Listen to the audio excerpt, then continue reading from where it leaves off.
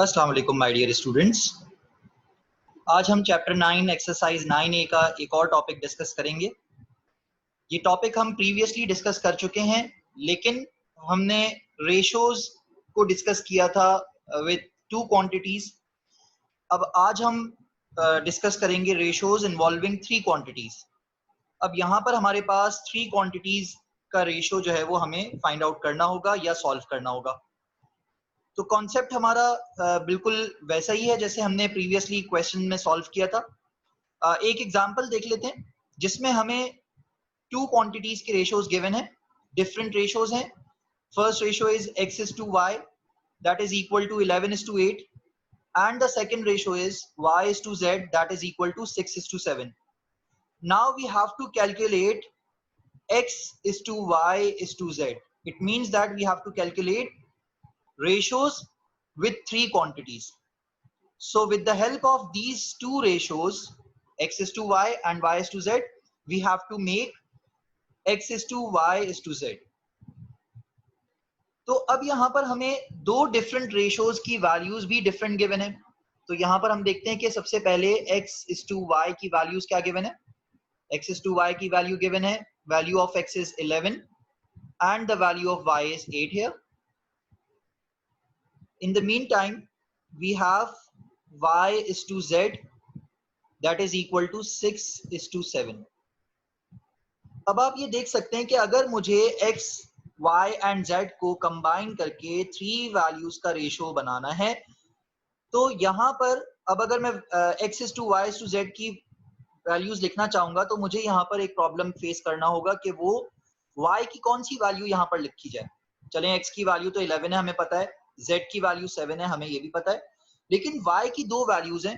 तो ये problem solve करने के लिए आपको LCM की हेल्प लेनी होगी। तो हमें यहाँ पर दो वैल्यूज गिवन है 8 एंड 6। तो अब हम यहाँ पर 8 एंड 6 का जब LCM फाइंड आउट करेंगे with the help of prime factorization method, so we will get the answer of 24. It means that के 8 के टेबल में 24 भी आता है और 6 के टेबल में 24 भी आता है। तो अब हम अगर किसी तरह से 8 एंड 6 को किसी ऐसे नंबर से मल्टीप्लाई करें कि 24 बन जाए, तो ये दोनों वैल्यूज आपके पास, y की दोनों वैल्यूज आपके पास 24 बन जाएंगी। चलें देखते हैं हम इसको किस तरह से करेंगे। हमारे पास x is to y का रेशो है 11 is to 8 and y is to z का रेशो है 6 is to 7। आपको पता होना चाहिए कि 8 times 3 is 24, so we have to multiply both of the ratios with 3, and 6 times 4 is 24, so we have to multiply both of the ratios by 4. दोनों ratios, दोनों values को क्यों मल्टीप्लाई करना जरूरी है? क्योंकि अगर हम दोनों को मल्टीप्लाई नहीं करेंगे तो हमारे पास वैल्यूज अनबैलेंस्ड हो जाएंगी। हमें बैलेंस रखने के लिए दोनों वैल्यूज को मल्टीप्लाई करना होगा। तो हमारे पास फर्स्ट रेशियो का आंसर आ जाएगा 11 times 3 is 33, 8 times 3 is 24, similarly 6 times 4 is 24 and 7 times 4 is 28. Now you can see that here the value of y is 24, and in this ratio again the value of y is 24. Now you can combine x is to y with y is to z because both of the y values is same. So you can write x is to y is to z is equal to 33, 24 is to 28. तो ये हमारे पास इसका first part का result आ गया है। अब इसी तरह से हमें एक और क्वेश्चन गिवन है जिसमें हमें सेकंड पार्ट गिवन है। इस सेकंड पार्ट में हमें ये कहा जा रहा है कि x is to z का रेशो लिखें। अब x is to z का रेशो हम उस वक्त तक नहीं लिख सकते जब तक कि हमें इन दोनों रेशोज का एक कंबाइंड रिजल्ट ना पता हो। हमने वो कंबाइंड रिजल्ट यहाँ पर फर्स्ट पार्ट में सॉल्व कर लिया है, तो इसलिए हमें अगेन सॉल्व करने की जरूरत नहीं है। लेकिन अगर आपसे डायरेक्टली ये क्वेश्चन कहा जाता calculate x is to z, so first you have to solve x is to y is to z, then you can write the values of x is to z. तो x is to z की हमारे पास first part से values आ चुकी हैं 33 and 28। अब exercise 9A जो mathematics book 1 का question है। Question number 1 part D 3 values से रिलेट करता है। यहाँ पर हमारे पास 3 वैल्यूज हैं, 3 रेशोज हैं। अब हमें इन रेशोज को सॉल्व करने के लिए हमेशा याद होना चाहिए कि रेशोज, तमाम रेशोज के यूनिट सेम होने चाहिए। यहाँ पर मेजॉरिटी ऑफ द रेशोज के यूनिट्स मिलीलीटर्स में मौजूद है, लेकिन एक यूनिट ऐसा है जो लीटर्स में मौजूद है। तो हम इसको कन्वर्ट करेंगे to get the value in milliliter. So we can write like this, that 1 liter has 1000 milliliters. So 1.12 liters has 1.12 times 1000 milliliters. Then we can get the answer 1.12 liter has 1120 milliliters. अब आपके पास answer आ चुका है कि 1.12 litres में millilitre, how much millilitres के equal होगा। तो अब इसको सॉल्व कर लेते हैं हम। सॉल्व करने के लिए हमें रेशोज की वैल्यूज लिखनी होंगी। 580 millilitres, 1120 milliliters and 104 milliliters. Now we can solve. All these are prime numbers, so we can divide all of the numbers by 2. So we can get 2 4s are 8, 2 2s are 4. We have 2 2s are 4, 2 9s are 18 and 0 as it is. Now we have another ratio. We can divide it by 2. 2 5s are 10, 2 6s are 12 and 0 as it is. Then we have another value, 2 5s are 10 and 2 2s are 4.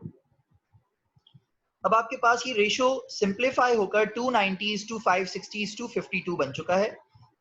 याद रखें, question में हमें ये कहा गया था कि हमें इसको रेशो को सिंप्लीफाई करना है। तो सिंप्लीफाई हम उस वक्त तक करते रहेंगे जब तक कि कंप्लीटली सिंप्लीफाई ना हो जाए। तो यहाँ पर आप देख सकते हैं, अगेन आपके पास इवन नंबर्स हैं, आप इसको और सिंप्लीफाई कर सकते हैं। हम 2 के टेबल से और कैंसिल कर लेते हैं। 2 1s are 2, 2 4s are 8 and 2 5s are 10. Similarly, 2 2s are 4, 2 8s are 16 and 0 as it is. Then we have 2 2s are 4 and 2 6s are 12. अब हमारे पास जो नंबर्स हैं ये किसी सेम नंबर से डिवाइड नहीं हो सकते, तो हम ये कहेंगे this is our simplified answer of this part D. फिर हमारे पास पार्ट ई है जिसमें फ्रैक्शनल रेशो गिवन है। तो फ्रैक्शनल रेशो को सॉल्व करने के लिए हमें सबसे पहले फ्रैक्शंस के डिनोमिनेटर को फिनिश करना होगा, एलिमिनेट करना होगा, ताकि हम इजीली रेशोज को सॉल्व सिंप्लीफाई कर सकें। तो एलिमिनेट करने के लिए, डिनोमिनेटर्स को खत्म करने के लिए आपको अगेन एलसीएम फाइंड आउट करना होगा for all the values of denominator. If you will find out the LCM of all of the denominators, मैं यहाँ पर आपको करके दिखा देता हूँ। So that what will be the LCM, so that you can revise the LCM of prime factorization method. तो यहाँ पर LCM आपके पास 2 1s are 2 and 2 4s are 8, 3 will be as it is. Then you have 3 1s are 3, this one, and 4 will be as it is. Then you can solve directly 4 because this is the only composite number, or you can divide it in 2 steps. 2 2s are 4 and 2 1s are 2. So all you have prime factors, that 2 3s are 6, 6 2s are 12 and 12 2s are 24. Again you have the LCM answer of 24. Now you can multiply all of these fraction by 24 so that you can cancel out all of the denominators. So how can we solve it? 2 divided by 3 multiply by 24, then you have 3 divided by 2 multiply by 24, then you have 5 is to 8, 5 divided by 8 multiply by 24. If you will simplify this, so 8 1s are 8, 8 3s are 24, 2 1s are 2 and 2 12s are 24, 3 1s are 3 and 3 8s are 24. Now you have 2 8s are 16 is to 3 12s are 36 and 5 3s are 15. अब अगर हम इन numbers को देखें तो हमारे पास ये completely simplified form में मौजूद हैं और ये किसी भी नंबर से सिंप्लीफाई और नहीं हो सकते, ना ये 2 से कैंसिल हो सकते हैं. ये दो इवन नंबर्स हैं लेकिन ये ऑड नंबर है, 2 से कैंसिल नहीं हो सकता. 3 से अगर चेक करें तो यहाँ पर हमारे पास 16 3 से डिवाइड नहीं हो सकता, तो इसलिए अब यहाँ पर 5 से भी कैंसिल आउट नहीं हो सकते ये दोनों नंबर्स. 7 के टेबल में भी कोई नंबर नहीं आता, तो इसलिए अब यहाँ पर हम ये कहेंगे कि ये हमारे पास सिंप्लीफाइड वर्जन है, सिंप्लीफाइड फॉर्म है पार्ट ई का. इसी तरह से हमारे पास एक और क्वेश्चन है 0.33 0.63 इज टू 1.8. अब आपको ये देखना है कि सबसे पहले अब ये डेसिमल्स हैं, आप इन डेसिमल्स को अगर सिंप्लीफाई कर लें, इन डेसिमल्स को रिमूव कर दें तो आप इजीली क्वेश्चन सॉल्व कर सकते हैं. How can we remove all of the decimals? आपको ये देखना होगा कि मैक्सिमम नंबर्स डेसिमल के बाद मैक्सिमम नंबर्स कितने हैं लिखे हुए हैं. यहाँ पर आप देख सकते हैं कि डेसिमल के बाद मैक्सिमम डिजिट्स 2 हैं, यहाँ पर भी डेसिमल के बाद 2 डिजिट्स हैं, यहाँ पर डेसिमल के बाद ओनली 1 डिजिट है, तो हमारे पास मैक्सिमम डिजिट्स कितने हैं 2. तो it means you have to multiply 1 with 2 zeros. It means you have to multiply all of these ratios with 100. So this will become 0.33 is to or multiply 100. Similarly 0.63 multiply by 100, 1.8 multiply by 100. अब इससे क्या होगा आपके पास, जब आपने multiplication perform की तो 100 से जब आप सबको मल्टीप्लाई करेंगे तो ये 0.33 बन जाएगा 33. इसी तरह से 63 0.63 आपके पास बन जाएगा 63 और 1.8 आपके पास बन जाएगा 180. अगर आप इन सब तमाम नंबर्स को 10 से मल्टीप्लाई करते, क्योंकि हमारे जहन में ये क्वेश्चन आता है कि 1.8 पॉइंट के बाद डेसिमल, सिर्फ डेसिमल के बाद आपके पास सिर्फ एक डिजिट यहाँ पर 1.8 में लिखा हुआ है, तो हमें 10 से मल्टीप्लाई करना चाहिए. 10 से मल्टीप्लाई अगर एक नंबर को कर रहे हैं हमें तो सब तमाम नंबर्स को 10 से मल्टीप्लाई करना होगा. तो अगर 1.8 10 से मल्टीप्लाई होता तो वो 18 बन जाता. 0.63 जब आप 10 से मल्टीप्लाई करते तो वो 6.3 बन जाता. इसी तरह से 0.33 अगर मल्टीप्लाई करते तो वो 3.3 बन जाता. स्टिल आपके पास डेसिमल मौजूद होता रेशियोज के अंदर. तो हमें इसीलिए मैक्सिमम डिजिट्स देखने होते हैं कि आफ्टर डेसिमल कितने मैक्सिमम डिजिट्स लिखे हुए, तो उसी नंबर से जैसे उतने ही जीरोस हम मल्टीप्लाई करते हैं विद 1. तो हमारे पास इस तरह से सॉल्व होकर आंसर आ गया. क्या ये सिंप्लीफाइड फॉर्म है? Let's check. हमारे पास 33 63 ऑड नंबर्स हैं लेकिन 180 इवन नंबर है, तो हम इसको 2 से तो कैंसिल आउट नहीं कर सकते. 3 से चेक करते हैं. 33 if we add 3 plus 3 we get 6. Yes, 6 can be divided by 3, so 33 can also be divided by 3. 63 can also be divided by 3 and 180 can also be divided by 3. So we can solve 33, 3 11s are 33, 3 21s are 63 and 3 6 18 and 0 as it is. अब हम ये देख सकते हैं कि ये हमारे पास simplified form है, क्योंकि 11 एक प्राइम नंबर है और बाकी जो नंबर्स लिखे हुए रेशोज में वो किसी और टेबल में 11 के टेबल में नहीं आते, तो इसलिए हम ये कहेंगे कि ये रेशो सिंप्लीफाई हो चुका है। इसी तरह से क्वेश्चन नंबर 4 है, उसमें हमें क्वेश्चन में 3 रेशोज गिवन है, A:B:C। उनकी वैल्यूज गिवन है 75:120:132। अब यहाँ पर हमें पहले तो सिंप्लीफाई करना है A:B:C को, तो हम यहाँ पर फर्स्ट पार्ट को जब सिंप्लीफाई करेंगे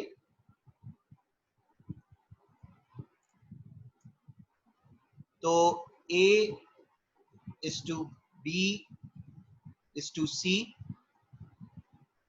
we have 75:120:132. We can divide these numbers with the table of 3. So 3 2s are 6 and 3 5s are 15. Similarly, 3 4s are 12 and 0, and 3 4s are 12 and 3 4s are 12. आपके पास simplify होकर A:B:C का जो result आ गया वो 25:40:44। अब आप ये देख सकते हैं कि 44 एंड 40 तो इवन नंबर्स हैं, ये 2 से डिवाइड हो जाएंगे, लेकिन 25 डिवाइड नहीं हो सकता। 25 एंड 40 तो 5 से कैंसिल हो जाएंगे, लेकिन 44 कैंसिल नहीं हो सकता। तो आपको आंसर अपना यहीं पर ही छोड़ना होगा।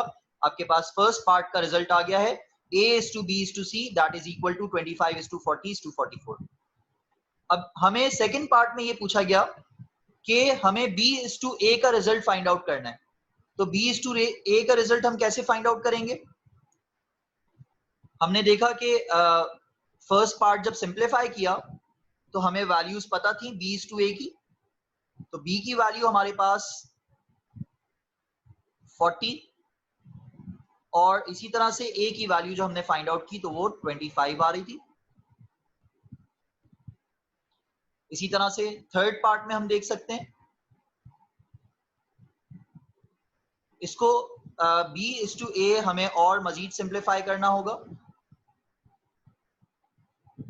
तो अगर इसको सॉल्व करेंगे तो हमारे पास ये रिजल्ट्स आ जाएंगे।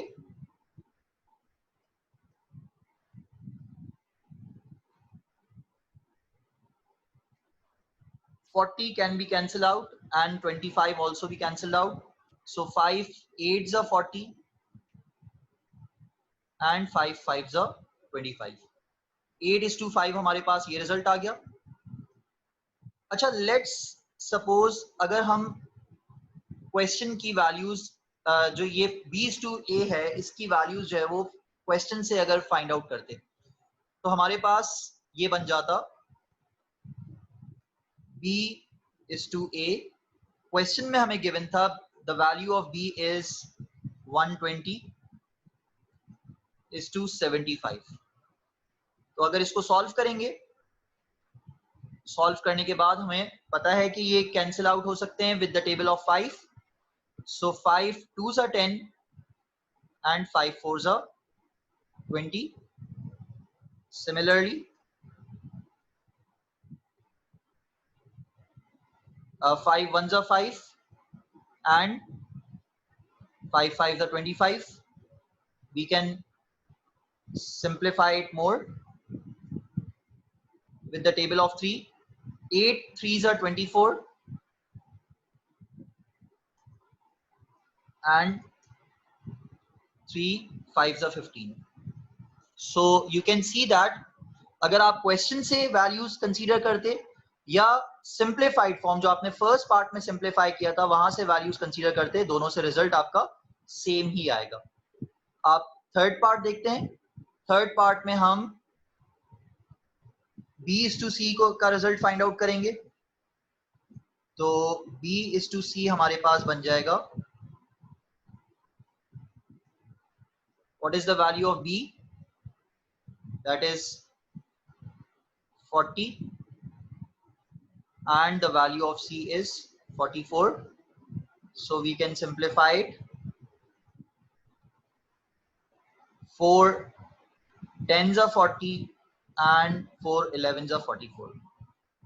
तो ये हमारे पास आंसर्स थे क्वेश्चन नंबर 4 के, जो हमने सिंप्लीफाई करके, इसमें बहुत सिंपल सा क्वेश्चन था ये, इसमें 3 रेशियोज गिवन थे ऑलरेडी, हमें उसमें फर्स्ट पार्ट में सिंप्लीफाई करना था। सेकंड एंड थर्ड पार्ट में हमें जो रेशियोज की वैल्यूज थी विद रिस्पेक्ट टू वैल्यूज, हमें उनको और मजीद सिंप्लीफाई करके आंसर लिखना था।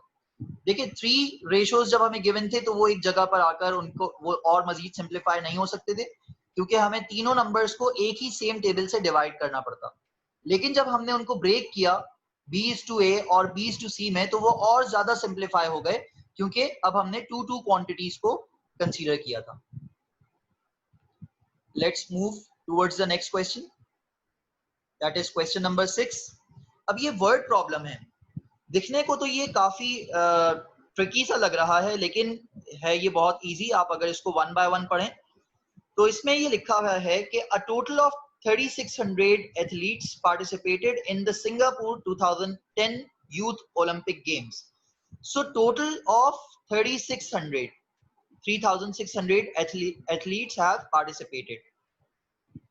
Out of 3600, 1200 was media representatives who reported on the games. Not out of 3600, but these are the other kind of value, that media representative are not athletes, so we cannot say that these are out of 3600. 20,000 volunteers helped out during the games, and 370,000 spectators who attended the games. So these are the values. Now what we have to do with these values, that we have to find out the ratio of the number of athletes to the number of volunteers. So how many athletes has participated? 3600 athletes has participated. So we have to write, according to the order, we have to write the numbers 3600 to the number of volunteers. So the number of volunteers was 20,000. Now we can solve it. We can cancel 2 zeros with 2 zeros. Now we are left with 36 and 200. Now we can cancel out with the table of 4. 4 9s are 36 and 4 50s are 200. So this is the answer of first part. देखिए हमें सिर्फ और सिर्फ यहाँ पर ratio लिखना था, हमें सिर्फ रेशियो लिखना था, और उसको अगर वो सिंप्लीफाई हो सकते हैं तो सिंप्लीफाई करना था। इसी तरह से पार्ट 2 में भी हमें रेशियो ही लिखना है। अब यहाँ पर 3 क्वांटिटीज का रेशियो लिखना है कि first quantity is number of media representatives. याद रखें ऑर्डर बहुत इंपॉर्टेंट होता है, जिस ऑर्डर से हमें रेशियो फाइंड आउट करने के लिए कहा गया है, हमें उसी ऑर्डर से वैल्यूज लिखनी होंगी। तो मीडिया रिप्रेजेंटेटिव्स हमारे पास 1200 है, नंबर ऑफ एथलीट्स हमारे पास 3600 है, एंड नंबर ऑफ स्पेक्टेटर्स हमारे पास 370,000 है। अब यहाँ पर हम देख सकते हैं कि यहाँ पर तमाम 2 zeros जो है वो कैंसिल आउट हो सकते हैं। These are the extra zeros. We can cancel it out, and we can cancel all of these numbers with the table of 4. So 4 3s are 12, 4 9s are 36, and if we cancel out 3,700, so the answer will become 925. I hope बच्चों आप लोगों को ये video समझ में आई होगी। अगर आप लोगों के कोई क्वेश्चंस हो आप कमेंट सेक्शन में मुझसे पूछ सकते हैं, और इस वीडियो को जरूर लाइक कीजिएगा यूट्यूब चैनल पर, यूट्यूब चैनल सब्सक्राइब जरूर कीजिएगा, और फेसबुक पेज को फॉलो करना ना भूलिएगा। ओके बच्चों, अल्लाह हाफिज।